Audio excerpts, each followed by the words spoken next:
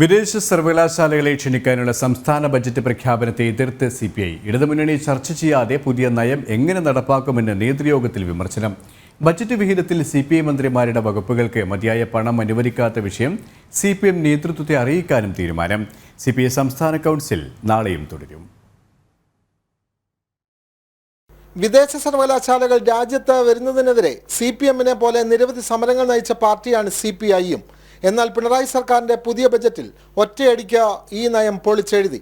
വിദേശ സർവകലാശാലകൾ വന്നില്ലെങ്കിൽ കുട്ടികളെല്ലാം വിദേശത്തേക്ക് പോകുമെന്നാണ് ധനമന്ത്രിയുടെ പുതിയ കണ്ടെത്തൽ. മറ്റ് സ്റ്റേറ്റിൽ നിന്നുള്ള കുട്ടികൾക്കടക്കം വന്ന് പഠിക്കാനുള്ള സൗകര്യം ഉണ്ടാവണം എന്ന് ഇവിടെ നിന്നുള്ളവരെല്ലാം അങ്ങോട്ട് പോകുന്നുണ്ടല്ലോ. നല്ല സ്കൂളുകളും നല്ല കോളേജും ഹൈ ക്വാളിറ്റിയുള്ള സ്ഥാപനങ്ങളുണ്ടെങ്കിൽ കുട്ടികളും പഠിക്കട്ടെ. എഞ്ചിനീയറിംഗ് കോളേജിലും മെഡിക്കൽ കോളേജിലും അതിനെന്താ തെറ്റ്? പക്ഷേ ഇടതുമുന്നണിയിലെ പ്രധാന കക്ഷിയായ സിപിഐക്ക് ഇത് അത്രയ്ക്ക് ദഹിക്കുന്നില്ല.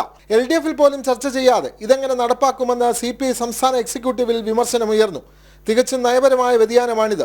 ഇതുകൂടാതെ CPI കൈകാര്യം ചെയ്യുന്ന റവന്യൂ, ഭക്ഷ്യവിതരണം, കൃഷി, മൃഗസംരക്ഷണം എന്നീ വകുപ്പുകൾക്ക് ബജറ്റിൽ കാര്യമായ തുക അനുവദിക്കാത്ത വിഷയവും പാർട്ടി ചർച്ച ചെയ്തു.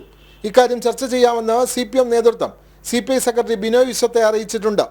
സമകാലിക വിഷയങ്ങളെല്ലാം നേതൃയോഗത്തിൽ ചർച്ച ചെയ്യുന്നുണ്ടെന്ന് ബിനോയ് വിശ്വവും പറഞ്ഞു. ഈ യോഗങ്ങളെല്ലാം ഇന്നത്തെ രാഷ്ട്രീയ സാഹചര്യങ്ങളെ വിശദമായി പരിശോധിക്കും. അതിൻ്റെ ഭാഗമായിട്ടുള്ള പ്രധാനപ്പെട്ട യോഗമാണ് ഈ യോഗം.